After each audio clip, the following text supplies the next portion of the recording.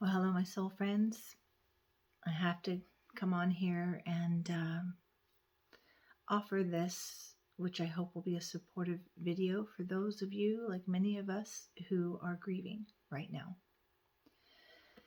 So before I get started, I'm going to light a candle, and I really invite you to pause the video if you want to, or light a candle when you can.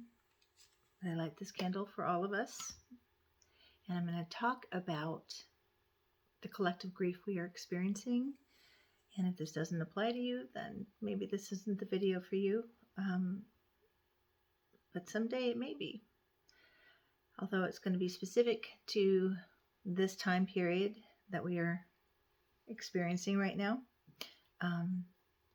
Grief is part of the human experience, and none of us will escape the experience of grief. How we handle it is what matters, right? Okay. Take a breath with me and just come into this moment and notice how you're feeling, and just exhale. Breathe a few breaths, and as much as you need to remind yourself to just breathe deeply, come into your body, come into your experience, what you're noticing. And I am curious, and I want to invite you to engage with me in this video. Let me know how you're feeling, what you're noticing. Feel free to share whatever you want to share. I'm considering doing some kind of a Zoom gathering at some point for those who may be interested to help navigate this time, to process your grief. And you can email me at thesoulnurturer@gmail.com if you're interested. So let's begin. I love this quote by C.S. Lewis, and I posted something like this probably about 3 weeks ago on my Instagram page, which is I Am the Soul Nurturer on Instagram. But notice this and tell me how it feels for you. No one ever told me that grief felt like so much like fear.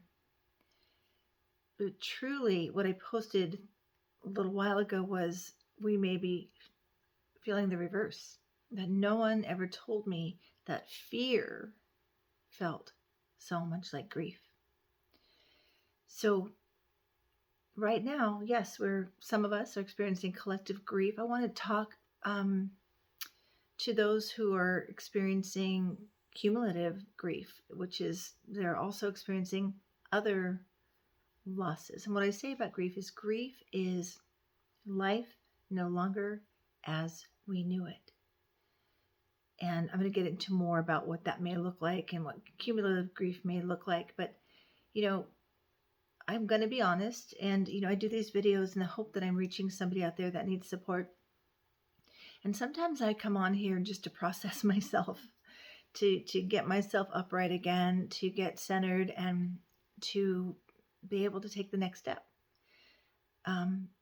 Many of us were thrown into the deep, deep waters of grief. I was thinking a lot of us were expecting this beautiful wave of transformation and hope to bring us to a new shore of possibilities. And instead, what arrived was a wave of grief. I'm going to try to do this without crying, but if I do cry, I just invite you to your own tears, okay? I'll tell you, I grieved hard on the 6th. Hard. I'm going to go into the stages of grief too. I am a previous grief counselor, so I've got some tools here to share with you. I'm going to share my personal experience, and I invite you to share yours. But yes, I grieved hard. I had all the stages of anger and shock and denial, and not denial. It was pretty clear that day. I think I was in denial before the results. And there's a thing called anticipatory grief. I think that I had been in that. Maybe some of you have been in that, especially my empaths and my highly sensitive people who were feeling into what was coming, even though we tried to deny or unconsciously went into, I'm just going to hold on to hope. And so we got hit hard.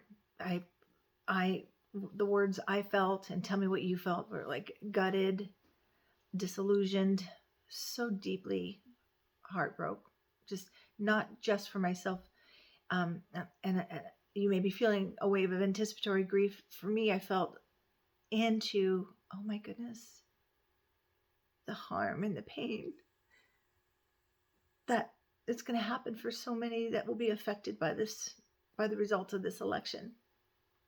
So many. So the next day, November 7th, was my birthday. And I had told my husband, I don't want to celebrate. I don't feel like celebrating. I really don't. And if those of you who know me know this about me, I value joy. I value hope. And I'm a very joyful person.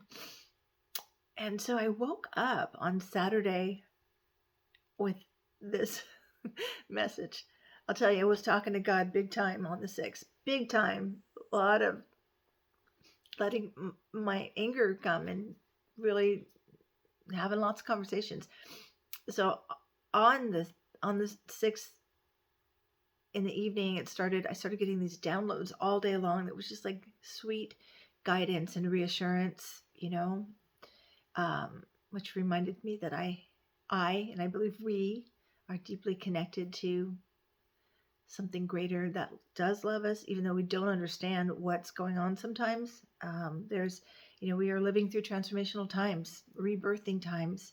A lot of us were hopeful that this was the big rebirth. We were going to get to that new shore sooner than later. But instead, again, we got pulled under by this wave of grief.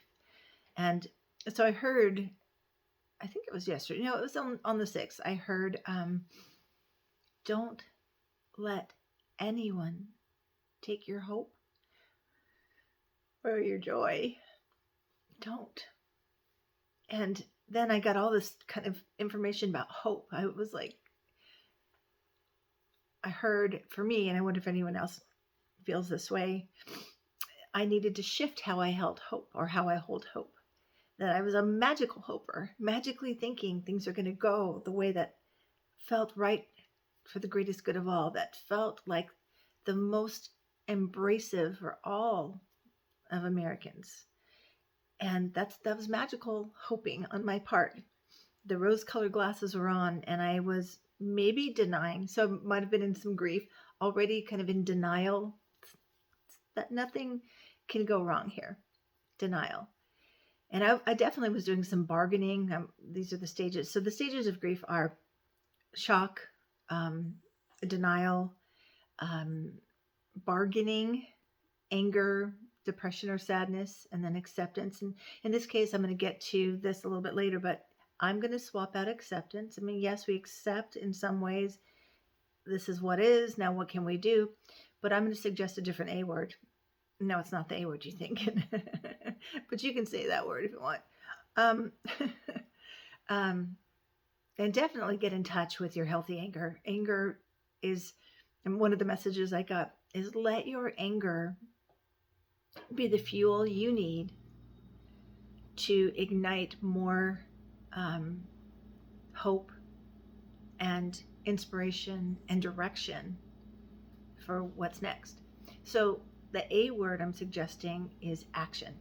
That this, when we're ready, will be a call for action, and I'll say more about that in a moment. So yeah, hope and joy are like the life rafts that can keep our head above water. Grief can feel like that, just in the water, and feeling overwhelmed, right? I'm going to talk about the symptoms of grief as well.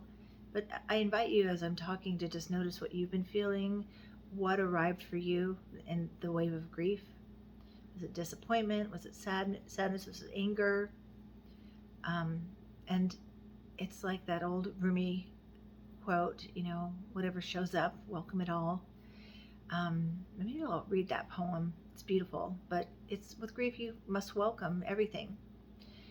So I got that message. Don't let them take your hope. Don't let anyone take your hope or joy. So I did wake up on my birthday, and I was returned to my joy, and I had a beautiful day. And then in the evening, I started feeling really nauseous, and I'm still nauseous today. And I had more grief return today, more tears, but very nauseous. And so I think physical symptoms are also symptoms of grief. So I'll say more about that in a moment.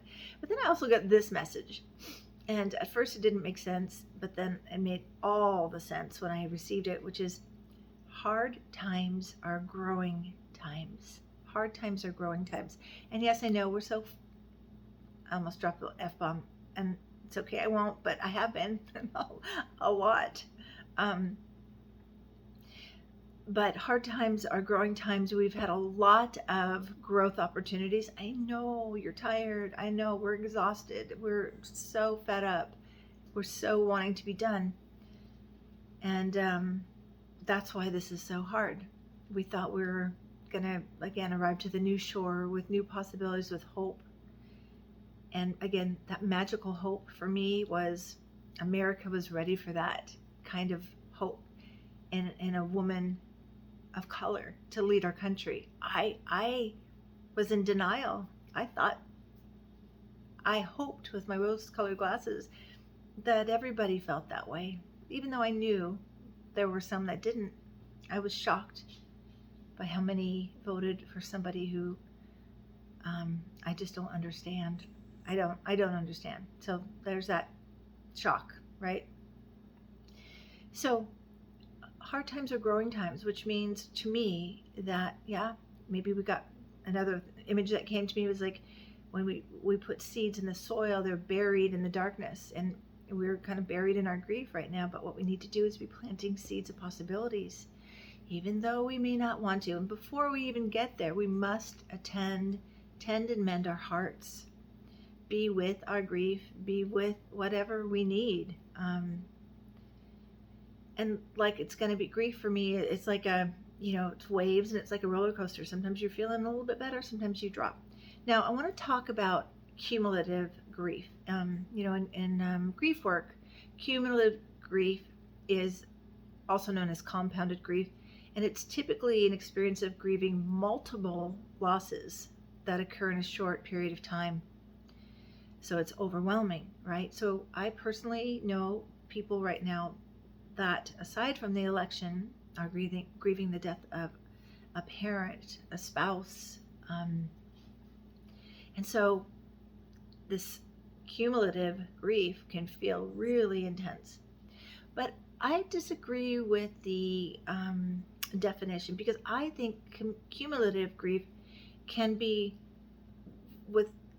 when there's new grief, old grief can wake up. Old grief from even, earlier losses. So my dad died when I was 9. I grieved as I could as a 9-year-old, and then I grieved again at a different stage and a few other stages. And then when something opens us to grief again, in the present moment, our old grief reawakens. It doesn't matter how long ago it was. It accumulates. It's all there, especially if we didn't have the capacity to be with it in the way we needed to. So we may be having that experience too. So it's important to be able to be present to yourself and your grief, and to ask, is this about the election? Is this about, the death of a parent, a divorce, a breakup, the grief over trauma or a painful childhood, or the death of a pet? Grief, I feel like I talked to a lot of people, and I feel like grief in this regard could feel like a grief of loss of control and a sense of helplessness. But we could trace these the grief back to earlier times, and that's the inner work we do. We can't change what's happening in this moment, but we can work with arises in us and do the healing work. So it's really important to notice, to separate it out. Is this all about the election? Is this about other times I felt helpless? Other times I felt like I had no personal control? So some other griefs that may show up that are all connected here. It's like grief, like I said, is life as you knew it shifting, or in this case shattered for some of us, and the experience of having to readjust from hope being like, yeah, we're going to do this, to, wow, a reality check, being more realistic. I mean, for me, in retrospect now, maybe I would have been a little bit more realistic and not hoped with all my heart, held hope, but also been a little bit more prepared. I think a lot of us were really caught off guard. And so this reality check is painful. And then there's the loss of connections with friends or loved ones who don't share your beliefs, and you can't understand the choice they made. And you couldn't help. You maybe tried to talk to them, and you're feeling like, I felt helpless in a lot of ways. And, choices create consequences. And I think as a person, a healer, someone who wants to wrap my arms around all, I was just hoping people would choose consequences that supported and valued all. So that's a disappointing grief, right? And then there's kind of the loss of faith. I know a lot of people, including myself, were questioning, where are you, God?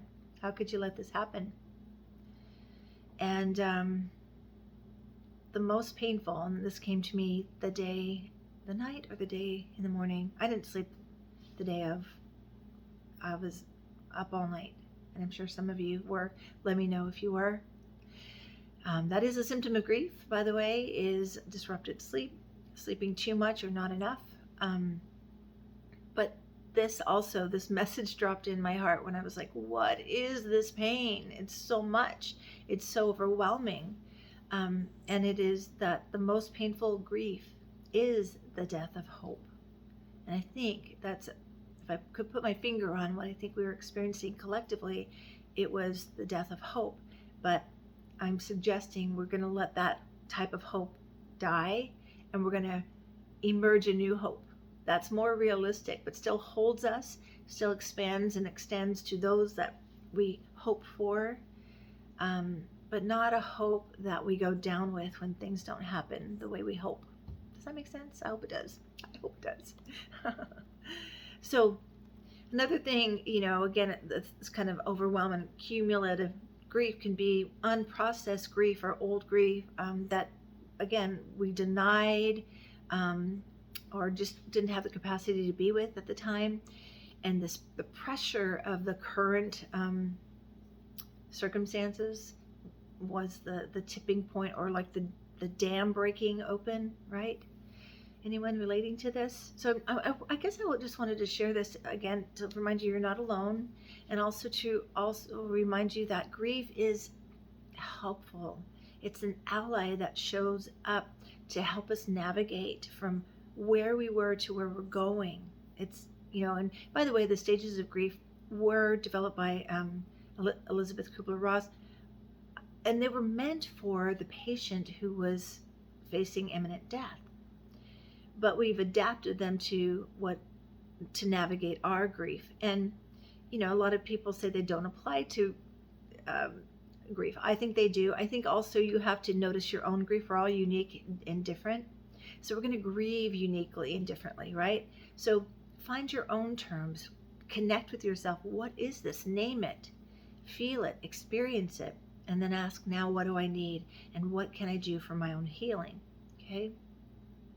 So some symptoms of grief, we may feel a desire to turn within more and maybe to isolate more. We may fall back into patterns that used to offer comfort that aren't really healthy. Maybe they weren't, or maybe they're not anymore. You, again, may notice extreme exhaustion, physical discomfort. Like I was saying, I'm so nauseous and nothing's working, and I don't know what's going on other than I think it's just a lot of grief that I'm going to need to take my own advice and do something with, and I'm going to give you some ideas of what to do. And I'm open to your suggestions too. What do you do to process your grief, to move it out of your body? Anyone I know, thank goodness my husband understands grief, you may feel more irritable, a little more snappy, a little anger is going to come out, right? You may feel more restless. You may experience brain fog. You may feel body pain, dizziness, short of breath. Sometimes there's a tightness in the throat, the chest. You may find yourself ruminating over and over and over and over again about what has taken place. You may be eating too much or not enough. You may be having some disturbing dreams. And I encourage you to pay attention to your dreams, because dreams come as symbolic messages to help us, help ourselves, and help others in the collective unfolding. Okay, so again, I want to remind you that most people, everybody grieves differently, and most people won't understand how you are grieving, or even that you are grieving, right? Especially if things went a little different for them, right? They're not going to understand what is this. I saw some posts. I'm trying to stay off of. I'm not watching news right now, and that's one thing I would suggest for you until you regulate, till you find your center again, till you feel. Grief is like recalibrating. We swing this way, swing this way, and then we got to come right back into the middle, right, to the center of our being. So also, I want to remind you that some people cannot be present to grief because they deny their own and they're uncomfortable with grief. So just know that you have to identify your support people who can honor where you are and allow space for that. And if you don't have anyone like that, you need to honor yourself and create space for yourself and reach for support that would be healthy for you. I want to share this quote by Frances Weller, a wonderful grief teacher, because it seems so appropriate for right now. Grief is subversive, undermining the quiet agreement to behave and be in control of our emotions. It is an act of protest that declares our refusal to live numb and small. Oh, that speaks to me. There's something feral about grief, something essentially outside the ordained and sanctioned behaviors of our culture. Because of that, grief is necessary to the vitality of the soul. Contrary to our fears, grief is suffused with life force. It is not a state of deadness or emotional flatness. Grief is alive, wild, untamed, and cannot be domesticated. It resists the demands to remain passive and still. We move in jangled, unsettled, and righteous ways with grief as it takes hold of us. It is truly an emotion that rises from the soul. I love that so much. And that feels like, remember, grief, as I say, is an ally that comes along to help us navigate what is to get to where we want to go. For me personally, before the election, I was noticing I was suppressing my voice too much. And I correlated that to having physical pain, chronic pain for years, and playing small and not wanting to bring attention to myself. Well, you know what? Fuck that. I'm not doing that anymore. How about you? I tear up just saying that, because I could feel all that tightness in my throat of all that I held back. I'm not doing that anymore. I got a message yesterday too that it's not okay. I've always felt this, but it's just fiercely coming. It is not okay to not speak up when people are being harmed and when you are being harmed. And on my bike ride today, this thought came: what a terrible betrayal for women to vote against women. What a terrible betrayal for people of color to vote against people of color. I can't wrap my mind around it. And my heart breaks every time I think about it. But here we are. So here are some suggestions to support yourself through your grief experience. Remember, again, everybody grieves differently. I'd love to know how you've navigated grief in the past and what you're doing to take care of yourself now. Most importantly, let yourself feel your feelings. You feel your feelings. That's how we heal. We feel, we heal. The feelings come as communication and the present moment invitation to meet yourself right where you are. So let yourself feel, okay? And identify what healing would look like for you. Most importantly, that's connected to asking, maybe you put your hand over your heart, what do I need? What do I need? Right? Establish a support network, friends that you can be in your grief with, in your truth with, and actively seek that out. Okay? Again, so I'm going to just say the stages of grief. Yes, all of those can apply, and they're not linear. You can feel anger, then you could feel like you're back into um, depression or feeling um, shocked. And then you could be in, yeah, like you may feel moments of, okay, I'm going to be okay. That's the acceptance. But I really want to encourage you as you're navigating this time to keep this thought in your mind.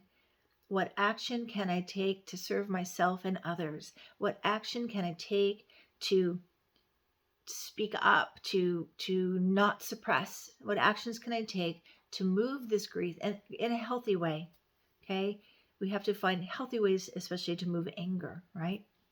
So, and if you need, reach for support, of course. This is important. Schedule time to be fully present to your grief so it doesn't just catch you off guard, to schedule it. I remember a grief time I had a few years back that I was overwhelmed every day. And so I made an agreement with myself. I will let myself cry for 3 hours today or this week. And then next week, I'm going to let myself cry for 2 hours. And then next week, 1 hour a day. And then the next week, it'll be an hour a week. I just would, not to limit, but just to kind of contain it, right? Because if grief isn't supported and contained, it can overtake us, okay? Showing up everywhere unexpectedly, okay? Get out in nature as much as you can. Sit on the earth, sit by a tree. There's a process I learned from my husband through his teacher, Tom Brown Jr., to it's called tree preaching, or just speaking to the trees, bringing your grief there, letting it just go, especially if you're blessed to live in an area where you're surrounded by nature. Let it go. Let it be spoken outside of the body. You want to move that grief out of your body, so you can do that with dancing, stomping, shaking, kickboxing. We have a punching bag. Sometimes I just hit on that bag. You want to vent your feelings out on paper and get it out. Say all the things you want to say, need to say, what needs to be expressed, and then stomp on that paper. And then burn it or shred it if you don't have a way to burn it safely. And we're moving into some more now soothing ways to be with your grief, which is listen to inspirational music or podcasts, or seek out teachers that you feel calm and supported by. And I created an empowering, inspirational playlist that I was playing all the way up to the election, and it helped, and it helped the day after. And then I also was listening to some music, and still am, listen to it on my bike ride today. Some music I got from a women's circle I went to a few months back. One in particular that generates joy. So remember, don't let them take your joy. And it's a song by Macy Gray, and it is called There Is Beauty in the World. I was inviting people to put it on and dance with me yesterday, and I invite you to do that for yourself. The opening lines are, I know you're fed up. I know you're fed up. Me too. But feel your feelings. I'm not saying deny your feelings, but invite some joy to lighten the walk with grief. Okay? Okay. Whew. Okay. And so an album too that I'm just on complete, just repeat, which is an album by Heather Houston. It's called Sisters of the Moon. And there's one song in particular that is so important right now. And I'll put these links in the details box. Or description box. See, another symptom of grief is brain fog, overwhelm, confusion. So the song that I am just, it's like medicine, and it's called Tending the Spark. Please listen to that song for yourself. Share it with others. And then take joy breaks when you need, which is like putting on the Macy Gray song and dance. For me, a bike ride. Don't let them have your joy. Don't ever let anyone take your joy. That's yours. Remember, joy is one of those life rafts that allow us to just take a breath more deeply and to just pace with grace to get till we get to the next phase of unfolding. Light candles. I mean, yes, I love candles, and One technique I talk about a lot that I do for myself is I light a candle when I'm really hurting, feel heavy from the weight of the world or whatever's going on in my life. And then I surrender everything I'm holding and I blow the candle out. I may do that at the end of this video, and I invite you to practice that. It really does help. Take baths, pull the plug after, let it all go, or shower, what works best for you. It's really important to practice extreme self-care right now. So rest when you need. This is an old Zen saying, when you're sad, cry. When you're hungry, eat. When you're tired, sleep. So similar, rest when you need, cry when you need, eat when you need, and reach for support when you need. So yeah, transformational times we're in. They're intense, and I'd like to say, yeah, we're almost through them, but it seems like we have a few more waves of grief and transformation to navigate. But imagine, I was going to read the Rumi quote because it feels important. I'm going to read that, and then we'll wrap this up. Please do let me know how you're doing. Subscribe if you haven't, and watch other videos. There's a video I have. Well, I have some meditations. Go find. I need to do some more because I think we need all the healing tools we can right now. So let's see. This is Rumi's The Guest House. Let's see how it applies right now because it keeps coming to my mind. Okay. This guest house. The guest house, I mean. All right. This being human is a guest house. Every morning, a new arrival, a joy, a depression, a meanness, some momentary awareness comes as an unexpected visitor. Like I imagine for a lot of you, the grief was unexpected, right? Welcome and entertain them all, even if they're a crowd of sorrows who violently sweep your house empty of all its furniture. Still, treat each guest honorably. They may be clearing you out for some new delight.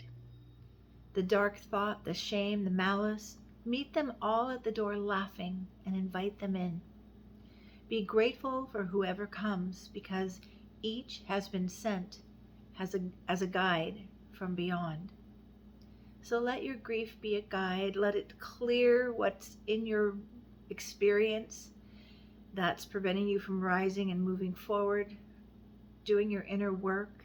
The pressure of what's happening in the world, let it reveal what needs to be healed inside of you so you can bring more light and more hope and more action to the world to move us all into the higher possibilities. Okay? I hope this helps. Let me know. I mean, gosh, my heart is with you. When I see people that I know are grieving, I was riding my bike and saw my neighbor, and all I could do was put my hand on my heart. And so put your hand on your heart for yourself and for all who are grieving, and take action where you can. Be gentle with yourself, peace with grace, and plant some seeds in this dark moment for possibilities for the future, and always, always, always vision for something beyond this moment, something greater, something that meets the values of all. All right, peace be with you during these turbulent times. You are loved. Take good care.